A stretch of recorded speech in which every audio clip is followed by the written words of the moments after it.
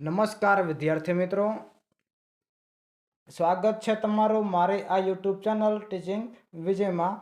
આજે આપણે વાત કરીશું આજે લેવાયેલ ધોરણ 6 વિષય ગણિતની એકમ કસોટીનું સંપૂર્ણ પેપર સોલ્યુશન. તો તારીખ છે 16/3/2024, પ્રકરણ 8 થી 11, સમય રહેશે 1 કલાક અને કુલ ગુણ છે તમારા 25. તો ચાલો આપણે શરૂઆત કરીએ. પ્રશ્ન 1, નીચે આપેલ દાખલા ગણો. તેમાં પહેલો પ્રશ્ન, પિન્ટુએ ગણિતની ચોપડી માટે ₹40.50 અને ગુજરાતીની ચોપડી માટે ₹22.50 ખર્ચ કર્યો છે. તો પિન્ટુએ ખર્ચેલી કુલ રકમ શોધો. તો વિદ્યાર્થી મિત્રો, આમાં આપણે સરવાળો કરવો પડશે. 40.50 અને 22.50 એટલે કે 63.00 એટલે કે 63 રૂપિયા. તો પિન્ટુએ 63 રૂપિયાનો કુલ ખર્ચ કર્યો. બીજો પ્રશ્ન, અલ્પેશે 5 કિગ્રા અને 200 ગ્રામ ઘઉં, 3 કિગ્રા અને 300 ગ્રામ ચોખા અને 1 કિગ્રા અને 500 ગ્રામ લોટ ખરીદ્યો. તો અલ્પેશે ખરીદેલી વસ્તુની કુલ વજન શોધો. તો વિદ્યાર્થી મિત્રો, આમાં પણ આપણે સરવાળો કરવો પડશે. તો 5.200 ગ્રામ પ્લસ 3.300 ગ્રામ અને 1.500 ગ્રામ બરાબર 10 કિલો કુલ વજન મળશે આપણને. તો અલ્પેશે ખરીદેલું કુલ વજન 10 કિલોગ્રામ છે. ત્રીજો પ્રશ્ન, હિતે 3 મીટર અને 50 સેમી કાપડ શર્ટ માટે, 2 મીટર અને 30 સેમી કાપડ પેન્ટ માટે અને 1 મીટર અને 20 સેમી કાપડ કોટી માટે ખરીદ્યું. તો હિત દ્વારા ખરીદવામાં આવેલા કાપડનું કુલ માપ શોધો. તો વિદ્યાર્થી મિત્રો, આમાં પણ આપણે સરવાળો કરવો પડશે. તો 3.50 પ્લસ 2.30 અને 1.20 બરાબર મળશે આપણને 7. તો હિતે કુલ 7 મીટર કાપડ ખરીદ્યું. ચોથો પ્રશ્ન, પરાગ 3 કિમી અને 65 મીટર સવારે અને 6 કિમી અને 35 મીટર સાંજે ચાલ્યો. તો પરાગ આખા દિવસ દરમિયાન કેટલું ચાલ્યો અને પરાગ ક્યારે વધારે ચાલે છે, સાંજે કે સવારે, તે પણ આપણે ગોતવાનું છે. તો પહેલાં આપણે સરવાળો કરવો પડશે. 3.065 મીટર અને 6.035 કિલોમીટર એટલે કે 9.100 કિલોમીટર કુલ તે આખા દિવસ દરમિયાન ચાલ્યો. તો વિદ્યાર્થી મિત્રો, અહીં જો પરાગ દ્વારા સવારે કાપેલું અંતર છે 3.065 કિલોમીટર અને સાંજે છે 6.035 કિલોમીટર. તો વિદ્યાર્થી મિત્રો, પરાગ આખા દિવસ દરમિયાન સાંજે વધારે ચાલે છે. પાંચમો પ્રશ્ન, આશિતાએ 5 કિમી અને 160 મીટર બસ દ્વારા, 2 કિમી અને 240 મીટર સ્કૂટર દ્વારા અને 1 કિમી અને 500 મીટર ચાલીને મુસાફરી કરી હતી. તો તેણે કુલ કેટલા અંતરની મુસાફરી કરી? તો આમાં પણ આપણે સરવાળો કરવો પડશે. તો આશિતાએ કુલ 8.900 કિલોમીટરની મુસાફરી કરી. પ્રશ્ન 1b, નીચે આપેલા દાખલા ગણો. તેમાં પ્રશ્ન પહેલો, રાજુ પાસે 30.50 રૂપિયા હતા. તેણે 12.75 રૂપિયાની દવા લીધી. તો તેની પાસે હવે કુલ કેટલા રૂપિયા બાકી રહ્યા? તો વિદ્યાર્થી મિત્રો, પહેલાં કુલ પૈસા હતા ને પછી અમુક રૂપિયાની તેને ખરીદી કરી. તો આપણે આમાં બાદબાકી કરવી પડશે. તો માટે 30.50 માઇનસ 12.75 એટલે કે 17.75. તો રાજુ પાસે 17.75 પૈસા બાકી રહ્યા. બીજો પ્રશ્ન, નિતેશ દરરોજ 10 કિમી અને 100 મીટરની મુસાફરી કરે છે. જો તે બસ દ્વારા 6 કિમી અને 200 મીટરની મુસાફરી કરે અને બાકી રહેલ અંતર રિક્ષા દ્વારા મુસાફરી કરે છે, તો તે રિક્ષા દ્વારા કાપેલા અંતર શોધો. તો આમાં પણ બાદબાકી કરવાની રહેશે. તો 10 માઇનસ 6.200 એટલે કે 3.900. તો નિતેશ રિક્ષા દ્વારા 3 કિલોમીટર અને 900 મીટરની મુસાફરી કરે છે. ત્રીજો પ્રશ્ન, દિવ્યસાએ 8 કિગ્રાની શાકભાજી ખરીદી. તેમાં તેણે 2 કિગ્રા અને 500 ગ્રામ ટમેટા, 3 કિગ્રા અને 250 ગ્રામ ગુવાર અને બાકીના બટાકા ખરીદ્યા. તો બટાટાનું વજન કેટલું હશે? તો આમાં પણ આપણે બાદબાકી કરવાની રહેશે. 8 કિલોમાંથી આપણે 2 કિલો અને 500 ગ્રામ ટમેટાને બાદ કરી દઈશું. તો આપણને 5 કિલો અને 500 ગ્રામ બટેકા મળી જાય. તો દિવ્યસાએ 5 કિલો અને 500 ગ્રામ બટાકા ખરીદ્યા હશે. ચોથો પ્રશ્ન, અમિતાભ પાસે 8.55 હતા. તેમાંથી તેણે તેના પુત્ર અભિષેક માટે 4.75 ચોકલેટ ખરીદી. તો અમિતાભ પાસે કેટલા રૂપિયા બાકી રહે છે તે જણાવો. તો 8.55માંથી આપણે 4.75 બાદ કરીશું એટલે આપણને મળશે 3.80. તો અમિતાભ પાસે 3.80 રૂપિયા બાકી રહ્યા હશે. પાંચમો, ધર્મરાજ પાસે 30 મીટર અને 50 સેમી કાપડ હતું. તેણે સોફાના કવર માટે 4 મીટર અને 75 સેમી લંબાઈનું કાપડ તેમાંથી કાપ્યું. તો તેની પાસે કેટલું કાપડ બાકી રહ્યું હશે? તો આમાં પણ આપણે બાદબાકી કરવી પડશે. તો 30.50માંથી 4.75 બાદ કરો એટલે આપણને મળશે 25.75. તો ધર્મરાજ પાસે 25.75 મીટર એટલે કે 25 મીટર અને 75 સેમી કાપડ બાકી રહ્યું હશે. પ્રશ્ન 2, નીચે આપેલા દાખલા ગણો. તેમાં પહેલો પ્રશ્ન, ગણિતની એક કસોટીમાં 40 વિદ્યાર્થીઓએ મેળવેલ ગુણ નીચે પ્રમાણે છે. આવૃત્તિ ચિહ્નનો ઉપયોગ કરી આવૃત્તિ કોષ્ટક રચો. તો તમને જો અમુક ગુણ આપેલા છે અને આપણે મસ્ત મજાની રીતે આવૃત્તિ કોષ્ટક પણ દર્શાવેલું છે. તમારે વિડીયો સ્ટોપ કરી અને આવૃત્તિ કોષ્ટક જોઈ લેવું.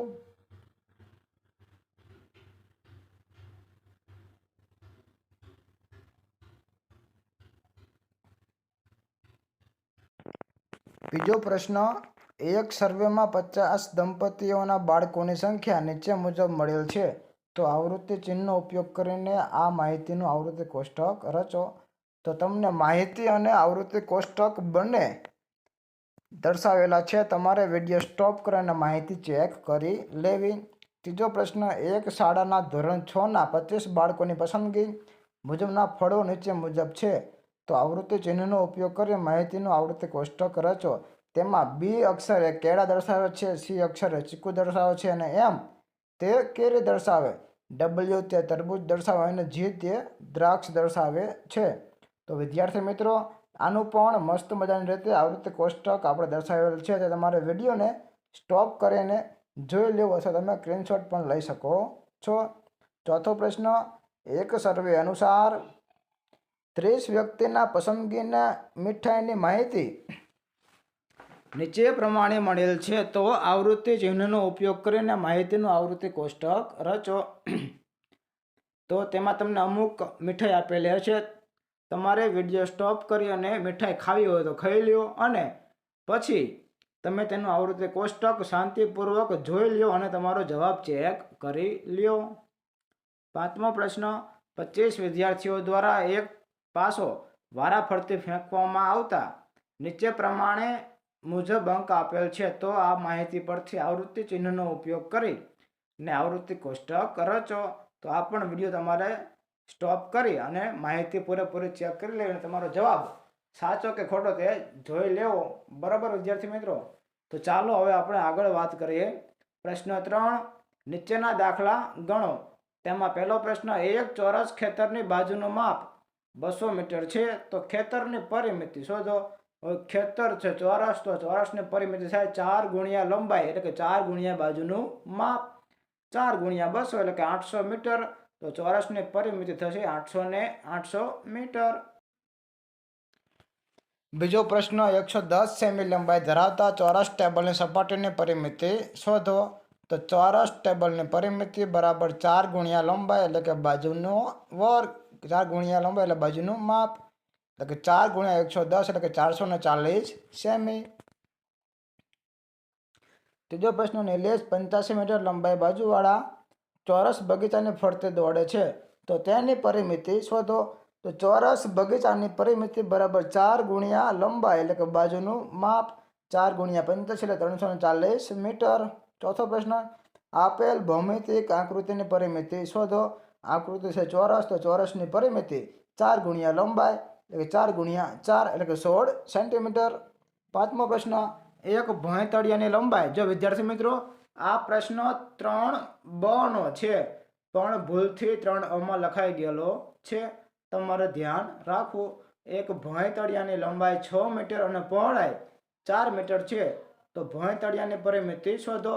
તો લંબચોરસની પરિમિતિ બરાબર લંબાઈ ગુણ્યા પહોળાઈ 6 ગુણ્યા 4 એટલે કે 24 મીટર. પ્રશ્ન 3બ નીચેના દાખલા ગણો. તેમાં પહેલો દાખલો, લંબચોરસ મેદાનની લંબાઈ 14 મીટર અને તેની પહોળાઈ 8 મીટર હોય તો મેદાનની પરિમિતિ શોધો. તો લંબાઈ છે 14 મીટર, પહોળાઈ છે 8 મીટર. લંબચોરસ મેદાનની પરિમિતિ ક્ષેત્રફળ પરિમિતિ એટલે કે 2 ગુણ્યા લંબાઈ વત્તા પહોળાઈ એટલે કે 2 ગુણ્યા 20 એટલે કે 40 મીટર તમારો જવાબ આવશે. બીજો પ્રશ્ન, આપેલ ભૌમિતિક આકૃતિની પરિમિતિ શોધો. આકૃતિ છે લંબચોરસ, તેમાં લંબાઈ છે 10 મીટર અને પહોળાઈ છે 6 મીટર. લંબાઈ છે 6 મીટર અને પહોળાઈ છે 10 મીટર. તો પરિમિતિ એટલે કે 2 ગુણ્યા લંબાઈ ગુણ્યા પહોળાઈ એટલે કે 2 ગુણ્યા 6 ગુણ્યા 10 એટલે કે 120 મીટર. ત્રીજો દાખલો, પ્રિયા એક લંબચોરસ બાગની ફરતે દોડે છે. તેની લંબાઈ 30 મીટર અને પહોળાઈ 15 મીટર છે. તો બાગની પરિમિતિ શોધો. તો લંબચોરસ બાગની પરિમિતિ બરાબર 2 ગુણ્યા લંબાઈ વત્તા પહોળાઈ તો 2 ગુણ્યા 45 એટલે કે 90 મીટર. ચોથો પ્રશ્ન, 700 મીટર લંબાઈ અને 500 મીટર પહોળાઈ ધરાવતી લંબચોરસ જમીનની પરિમિતિ શોધો. તો લંબચોરસ જમીનની પરિમિતિ બરાબર 2 ગુણ્યા લંબાઈ વત્તા પહોળાઈ એટલે કે 2 ગુણ્યા 700 વત્તા 500 એટલે કે 2 ગુણ્યા 1200 2400 મીટર. પાંચમો પ્રશ્ન, ભૌમિતિક આકૃતિની એક બાજુનું માપ 40 મીટર છે તો 4 બાજુનું માપ સમાન હોય તો મેદાનની પરિમિતિ શોધો. વિદ્યાર્થી મિત્રો, આ પ્રશ્ન નંબર 3 નો 5મો દાખલો છે. બંને દાખલા ઉલટ સુલટ થઈ ગયેલા છે, તે તમારે ધ્યાનથી જોઈ લેવું. તો ચોરસ મેદાનની પરિમિતિ 4 ગુણ્યા લંબાઈ એટલે કે બાજુનું માપ 4 ગુણ્યા 40 એટલે કે 160 મીટર. પ્રશ્ન 4a નીચેના દાખલા ગણો. તેમાં એક લંબચોરસ ટુકડાનું ક્ષેત્રફળ 45 ચોરસ સેન્ટીમીટર છે. જો લંબચોરસની પહોળાઈ 9 સેન્ટીમીટર હોય તો તેની લંબાઈ શોધો. તો લંબચોરસનું ક્ષેત્રફળ એટલે કે લંબાઈ ગુણ્યા પહોળાઈ. તમને ક્ષેત્રફળ આપેલું છે અને પહોળાઈ આપેલું છે, તમારે લંબાઈ ગોતવાની છે. તો 45 ભાગ્યા 9 એટલે તમને લંબાઈ 5 મળશે. લંબચોરસ ટુકડાની લંબાઈ 5 સેમી હોય. નીચે બે લંબચોરસની લંબાઈ અને પહોળાઈના માપ આપેલા છે. કોનું ક્ષેત્રફળ વધારે તે જણાવો. પહેલું છે લંબાઈ 10 મીટર અને પહોળાઈ 6 મીટર તો લંબચોરસનું ક્ષેત્રફળ આવશે 60 મીટર અને બીજું છે લંબાઈ 11 મીટર અને પહોળાઈ 5 મીટર તો તેનું ક્ષેત્રફળ આવશે 55 મીટર. તો જે પહેલું માપ આપેલું છે તેનું ક્ષેત્રફળ વધારે હોય. બીજો પ્રશ્ન, એક પુઠ્ઠાની લંબાઈ 6 મીટર અને પહોળાઈ 5 મીટર છે. તેના પર 4 મીટર બાજુવાળી એક ચોરસ રંગોળી દોરી છે. તો રંગોળી સિવાયના પુઠ્ઠાનું ભાગનું ક્ષેત્રફળ શોધો. તો લંબચોરસ પુઠ્ઠાનું ક્ષેત્રફળ આવશે 30 મીટર અને રંગોળી છે ચોરસ તો એનું ક્ષેત્રફળ આવશે 16 મીટર. હવે રંગોળી સિવાયના ભાગનું ક્ષેત્રફળ ગોતવાનું હોવાથી આપણે લંબચોરસ પુઠ્ઠાના ક્ષેત્રફળમાંથી રંગોળીનું ક્ષેત્રફળ આપણે બાદ કરીશું એટલે આપણને જવાબ મળશે 14 મીટર. ચોથો પ્રશ્ન, 50 મીટર લંબાઈ અને 20 મીટર પહોળાઈ ધરાવતી જમીન પર પ્રતિ 100 ચોરસ મીટર નીકળે ₹4 પ્રમાણે લાદી બેસાડવાનો ખર્ચ કેટલો થાય. તો લંબચોરસનું ક્ષેત્રફળ બરાબર લંબાઈ ગુણ્યા પહોળાઈ એટલે કે આપણને મળશે 1000 મીટર. જો પ્રતિ 100 ચોરસ મીટર લાદી લગાવવાનો ખર્ચ ₹4 હોય તો 1000 ચોરસ મીટર લાદી લગાવવાનો ખર્ચ કેટલો. ચોકડી ગુણાકાર 4 ગુણ્યા 1000 ભાગ્યા 100 2 મીંડા કેન્સલ ₹40 આપણને મળશે. પાંચમો પ્રશ્ન, સુરેશના રૂમની લંબાઈ 5 મીટર છે અને પહોળાઈ 4 મીટર છે. જો 20 સેન્ટીમીટર બાજુવાળી ટાઇલ્સ થી ભોંયતળિયું ઢાંકવા માટે કેટલી ટાઇલ્સ જોઈએ. તો લંબચોરસ ભોંયતળિયાનું ક્ષેત્રફળ લંબાઈ ગુણ્યા પહોળાઈ એટલે કે 20 મીટર. હવે આપણને ટાઇલ્સ પણ આપેલી છે. ટાઇલ્સ છે ચોરસ આકાર તો ચોરસનું ક્ષેત્રફળ એટલે કે બાજુનો વર્ગ. હવે ટાઇલ્સ આપણને સેમીમાં આપેલી છે અને ભોંયતળિયું આપણને મીટરમાં આપેલું છે તો આપણે સેન્ટીમીટરને મીટરમાં ફેરવવા પડે. તો 100 સેમી 1 મીટર તો 20 સેમી કેટલા 0.20 મીટર. તો આપણને ટાઇલ્સનું ક્ષેત્રફળ મળશે 0.04 મીટર. તો જરૂરી ટાઇલ્સ બરાબર ભોંયતળિયાનું ક્ષેત્રફળ અપોન ટાઇલ્સનું ક્ષેત્રફળ 20 ભાગ્યા 0.04 એટલે કે 500 ટાઇલ્સ. તો આપણે ભોંયતળિયું પૂરું કરવા માટે 500 ટાઇલ જોઈ. હવે પ્રશ્ન 5, નીચેની મેચ સ્ટિક્સ એટલે કે બાકસની પેટર્ન બનાવવા માટે કેટલી દિવાસળી જરૂર પડે છે તેનો નિયમ શોધો અને નિયમ લખવા ચલનો ઉપયોગ કરો. તો પહેલું જ છે મૂળાક્ષર વી. તો વી માટે આપણે 2 બાકસની દિવાસળીનો ઉપયોગ કરેલો છે, તો સૂત્ર બનશે 2n. બીજામાં છે મૂળાક્ષર એલ, તેમાં સૂત્ર બનશે 2n, કારણ કે દિવાસળીની સળી 2 આપેલી છે તેટલા માટે. ત્રીજું છે મૂળાક્ષર એમ, તેમાં આવશે 4n. ચોથું છે મૂળાક્ષર એસ, તેમાં આવશે 5n.